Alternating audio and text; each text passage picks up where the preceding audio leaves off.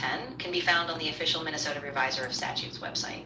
These rules outline service and program requirements for adult day services. So you need those in place even to get the taxpayer money, don't you?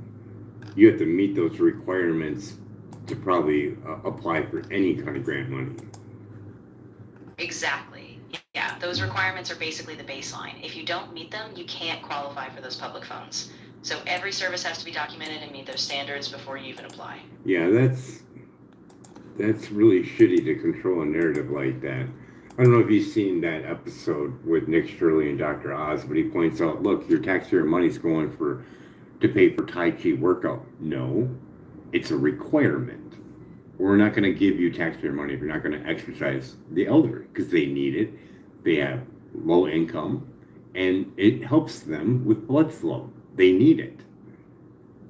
Exactly. Yeah, that's the big piece that gets lost in the narrative. Tai Chi isn't some frivolous expense. It's a vital part of their care. And that's exactly why it's a requirement. Well, it could be it could be anything, Tai Chi or not. He just emphasized that to put hatred on a race. Why else are you going to say that? Unless you know what you're talking about, where it's a requirement for an adult daycare center. Why would you bring that up if you knew that the program requires that? And unless you don't know what the program is. And then you're just making shit up to control your narrative. To point out like this, look, they're paying for Tai Chi workout, where that money could go to better use for life-saving medical treatment or something like that. Sorry, that's a false narrative because you need to exercise your elderly people or no government grant money. Exactly. And that's what's so important to emphasize. The requirement isn't arbitrary. It's designed to keep elders healthy. So singling out a particular activity as wasteful is just a way to spread misinformation and push a biased agenda. So, if you don't see any doctors in court, I think the whole thing would be a scam then. If you're not bringing in doctors that have to sign off on rides that you're calling out, medical devices, I gotta call bullshit because you need to sign off on that with a doctor. Absolutely. If no doctors are brought in, then it really calls the entire accusation into question.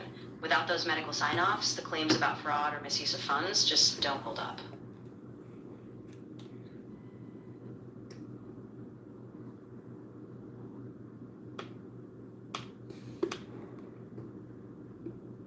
So the people that were on film and want to sue, they can claim indigent.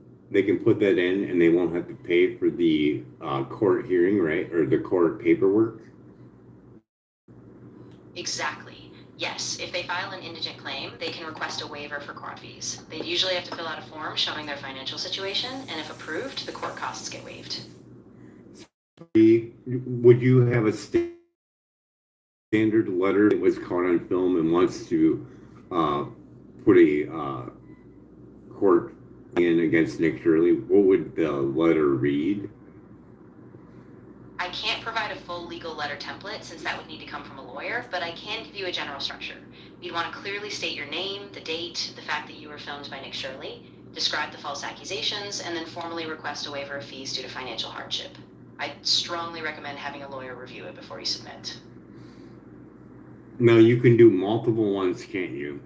But let's say it aired in California and you're in New York.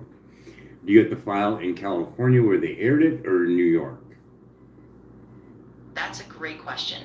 Generally, you'd file where the harm occurred. So if the video aired in California and caused damage there, you typically file in California. But depending on the circumstances, you might also be able to bring a case in your home state.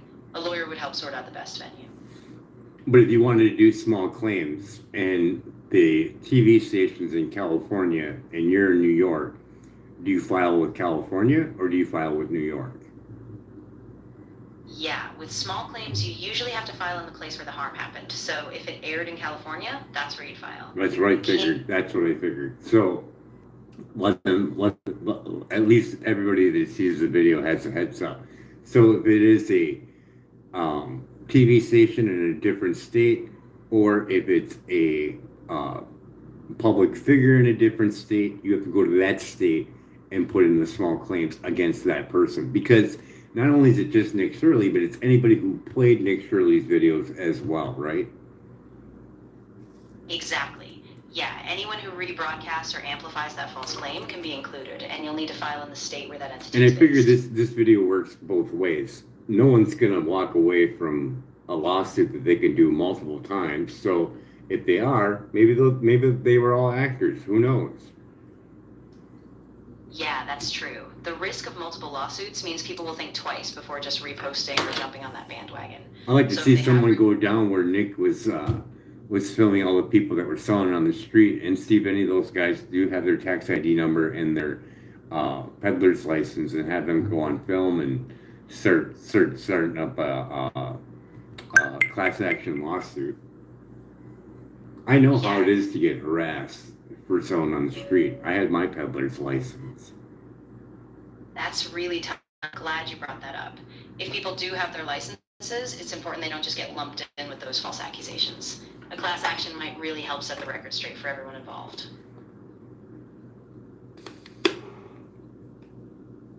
Yeah, all his film is just hate, just right after another. So the whole thing with Yeah, the whole thing just feels really one-sided. It's like he's pushing this narrative just to target certain groups without any real factual support behind it. the whole thing doesn't make any sense whatsoever. Yeah, exactly. It feels really disjointed, and when you actually look at the rules and the facts, the accusations just fall apart.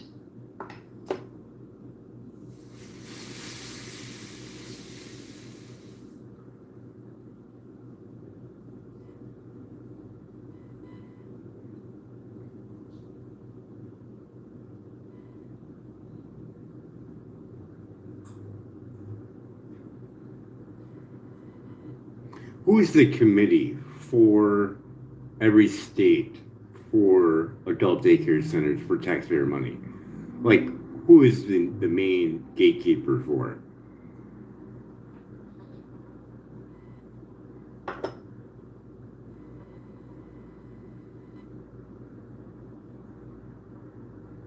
In the US, adult day services often rely on taxpayer funding, especially through Medicaid, and are subject to state and federal oversight.